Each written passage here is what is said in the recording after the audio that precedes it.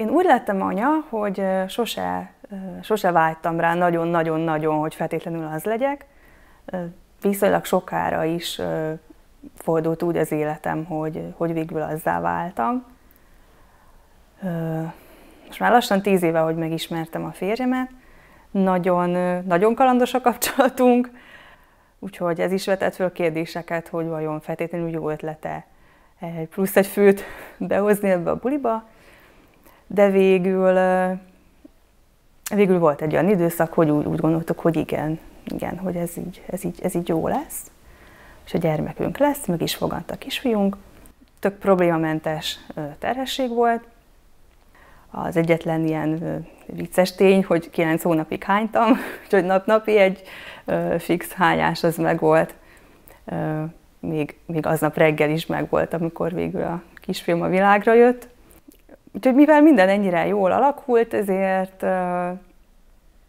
és volt egy barátnőm, aki abszolút ilyen alternatívnak szokás hívni, már szerintem inkább ennek kéne normálisnak lennie, módon áll a szüléshez is, tehát a természetes szüléssel kapcsolatban egy kicsit így irányba állított, hogy az létezik, hogy adott róla a szakirodalmat, úgyhogy azokat így olvasgattam, egyre szimplibb lett így ez a fajta nézőpont vagy közelítés, de a mi lehetőségeink arra nem voltak elegek, vagy alkalmasak, hogy az állami kórházon kívül más lehetőség is így játszon.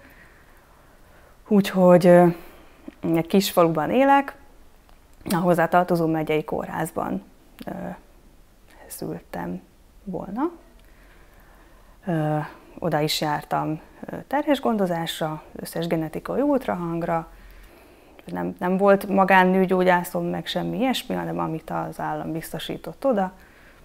Jártam, de mindig minden rendben volt, szóval egyáltalán nem izgultunk, hogy bármi rosszul sülhet el. Mindketten teljesen biztosak voltunk abban, hogy makkegészséges anya, makkegészséges gyermekét várjuk, mi lehet rossz. És abszolút így éltünk. Szerintem elég nagy eufóriában így a vége felé.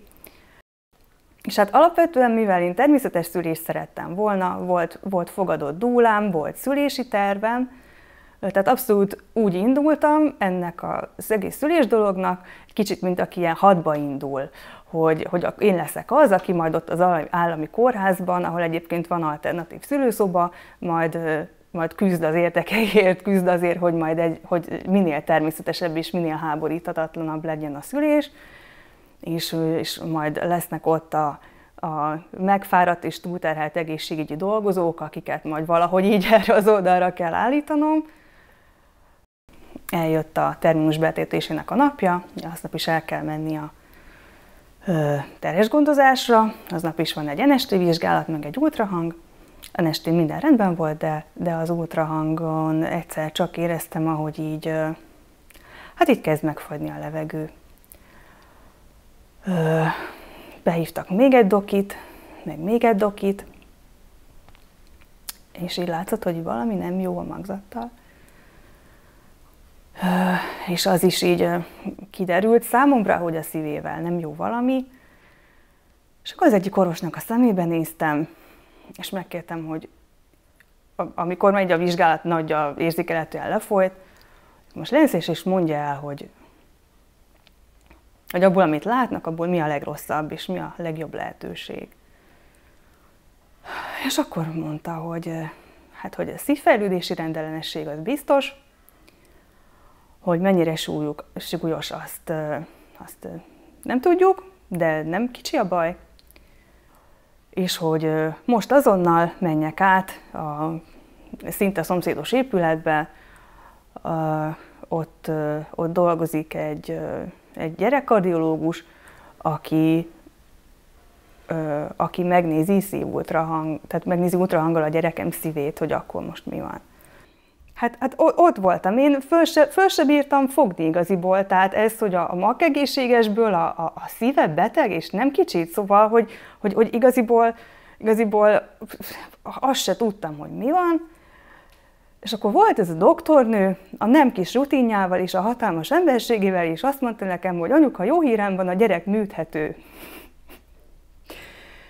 És akkor felfogtam, hogy teljesen másik koordinátorrendszerbe kerültem, ahol nem az az origó, hogy természetes szülés, hanem az, hogy életben van-e vagy sem.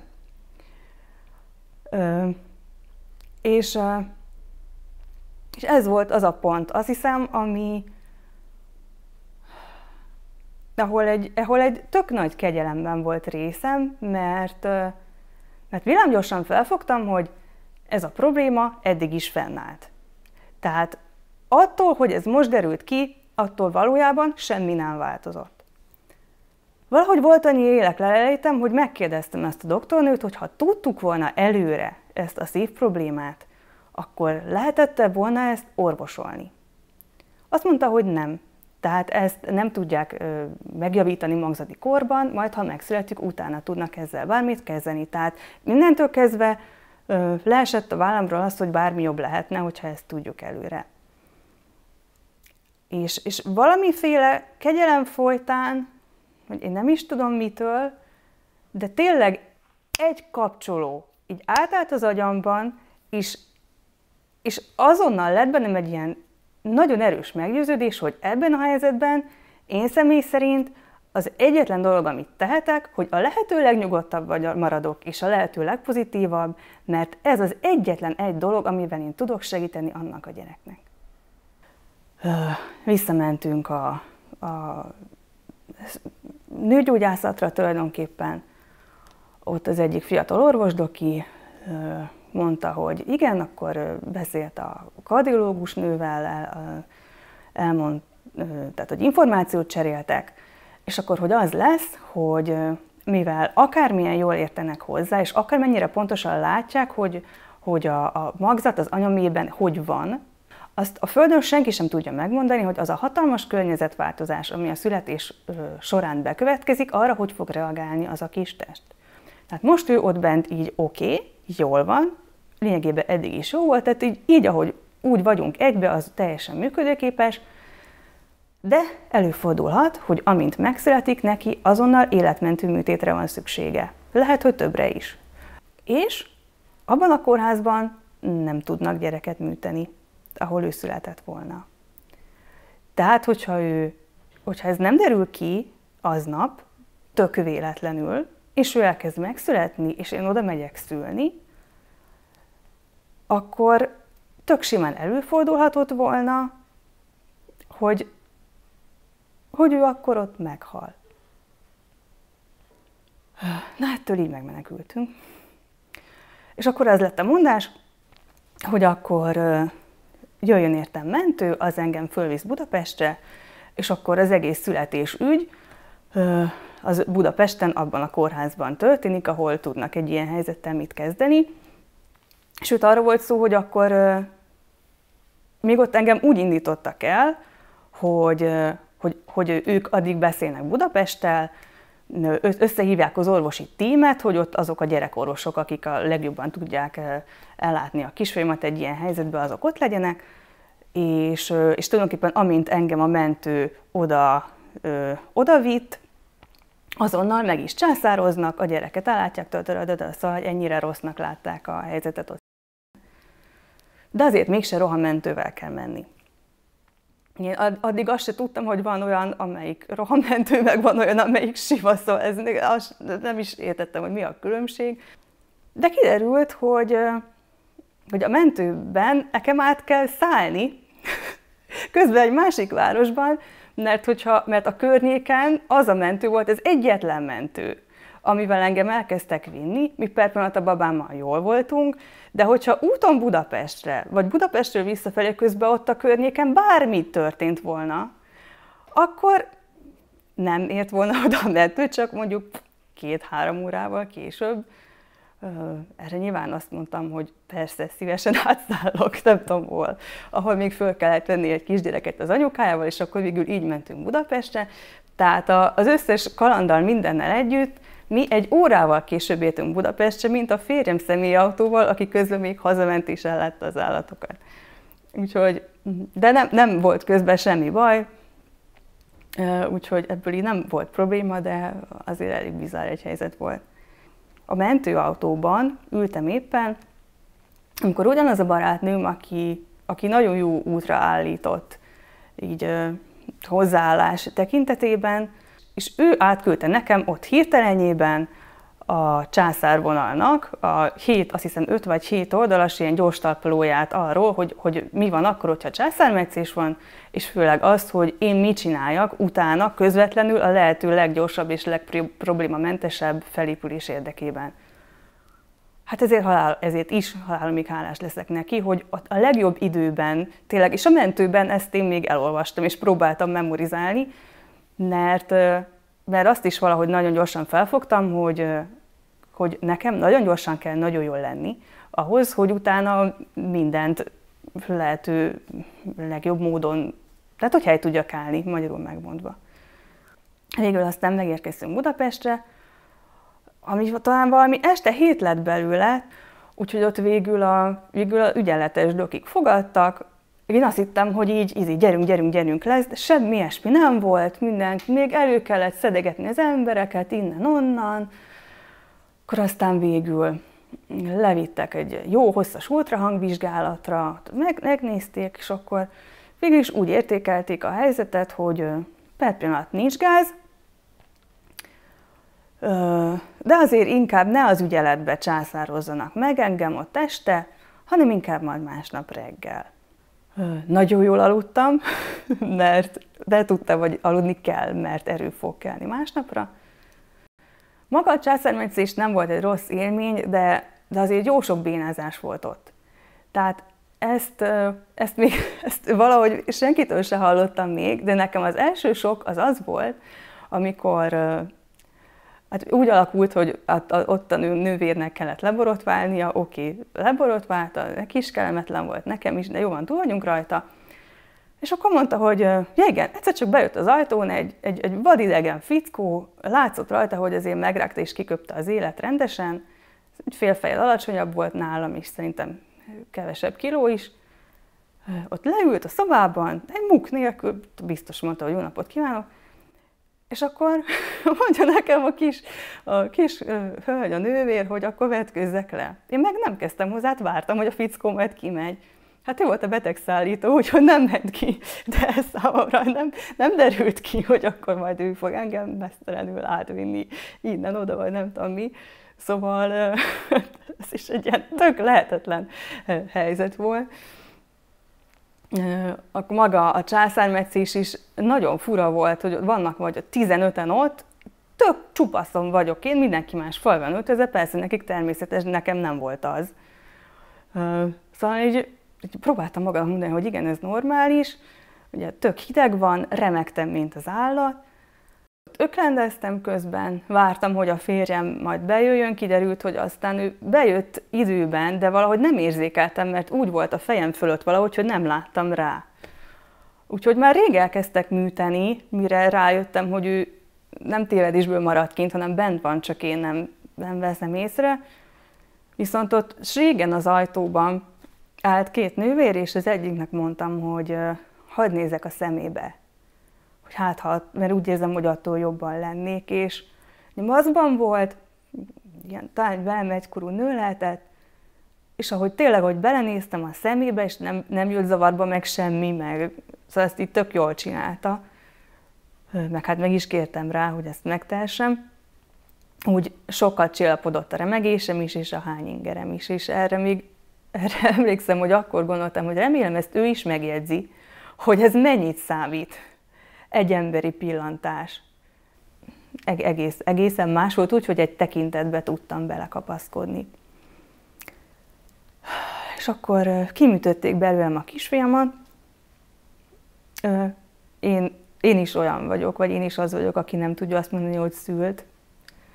Úgyhogy ebből a szempontból marad bennem egy hiányérzet annak dacára, hogy amikor ez eszembe jut, akkor mindig mondom, hogy Eszter, hülye vagy most tényleg ezen. De az böki a csőrömet, hogy van egy gyerekem, és nem tudom, hogy milyen szülni. Tehát, hogy ez nagyon böki a csőrömet. Így alakult, még nincs minden veszve, korán sem. Na mindegy.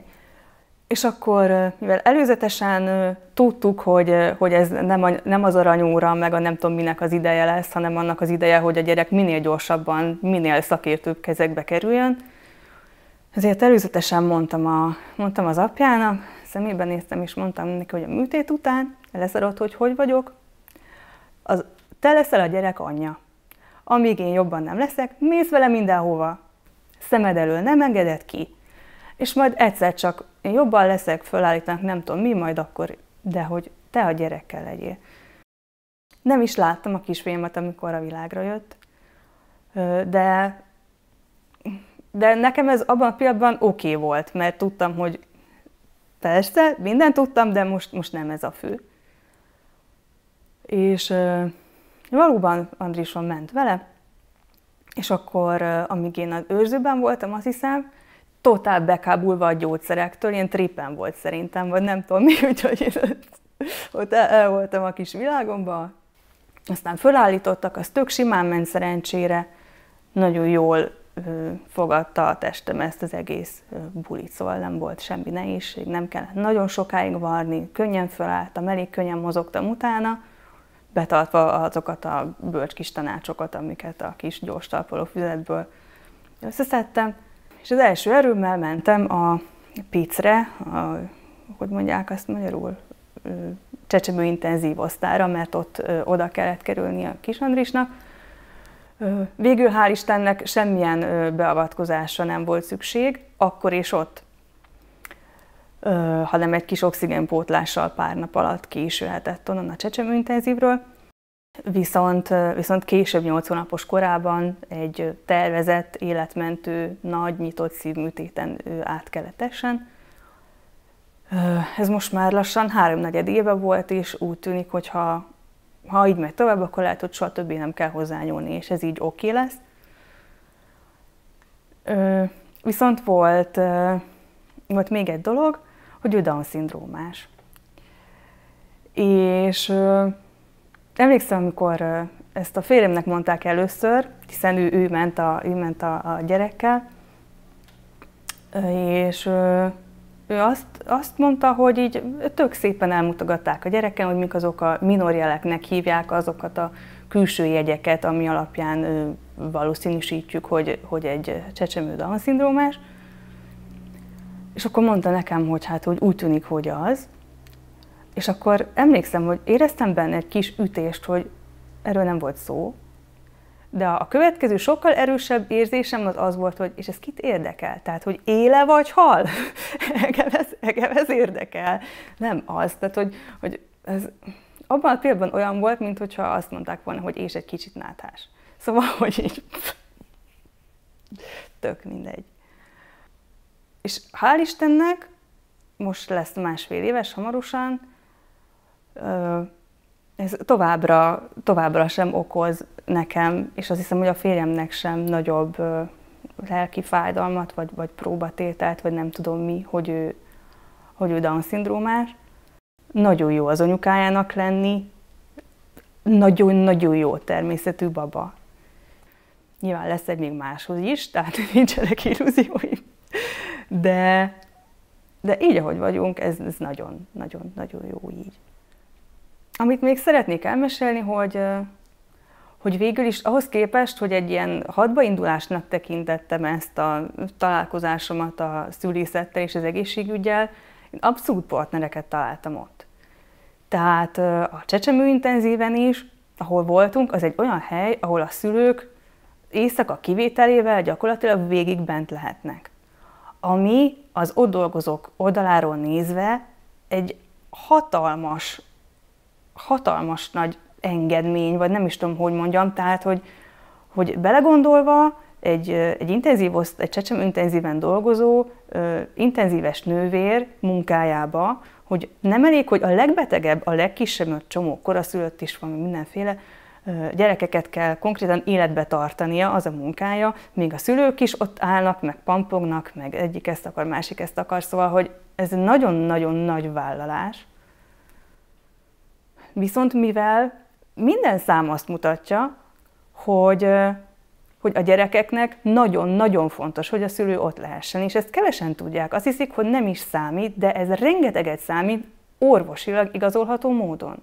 Mi is a férjemmel non-stop mellette álltunk, és daloláztunk, meg beszélgettünk, meg nem tudom mi, amikor már lehetett, akkor hozzáértünk ott, ahol mondták, hogy nem probléma, és ez igaziból rengeteget számít, nem csak egy ilyen, nem tudom mi, lózunk, hanem lelkileg is nyilván, de fizikailag is rengeteget számít egy kisbaba felépülésében.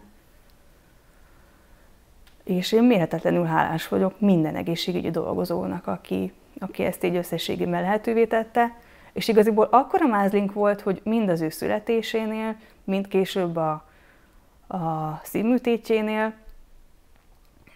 én nem gondoltam, hogy léteznek a magyar egészségügyben ennyire jó körülmények. Én tényleg nem gondoltam. Tehát például a PICC-el akkora szerencsénk volt, hogy konkrétan felújítva 1 héttel korábban adták át, mint hogy mi oda kerültünk. Tehát, hogy nyugodtan lehetett volna filmet forgatni, és nem rémfilmet, hanem teljesen pozitívat.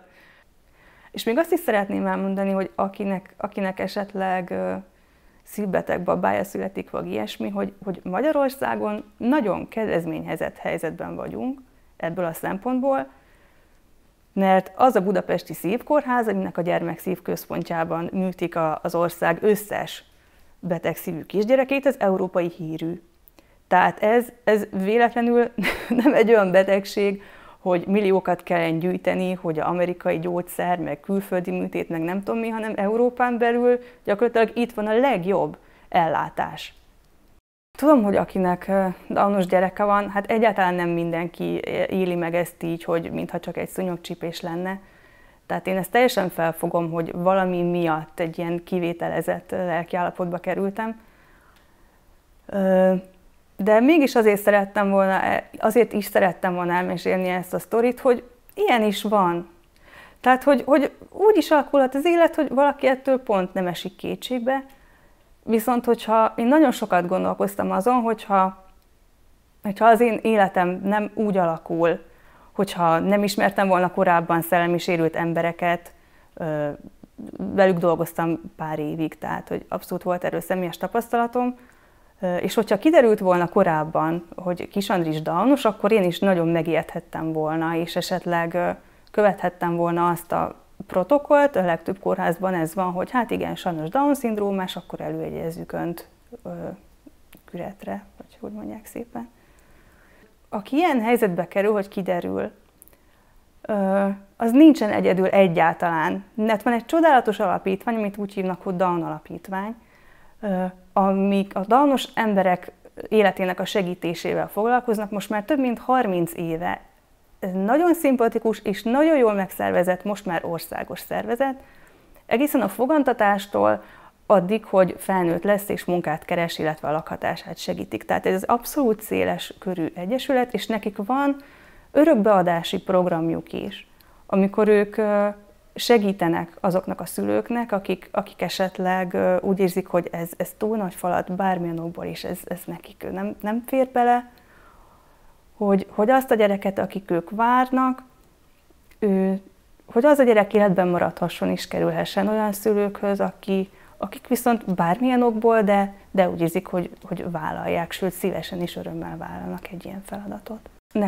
Nekem személyesen is van kapcsolatom az alapítvánnyal, mert végül is oda járunk Kis Andrissal korai fejlesztésre, és nagyon, nagyon jó pofa társaság, és annyira színesek ezek a gyerekek, és én kifejezetten szeretek a Kis Andrissal oda menni, és nézni, ahogy vele játszik az ő gyógypedagógusa is, hogy hogyan fejlődik hétről hétre, és ebben nagyon, nagyon nagy örömet találok a gyerekemben is. És én mondhatom, hogy én a mai napig minden egyes nap ünneplem, hogy ő él.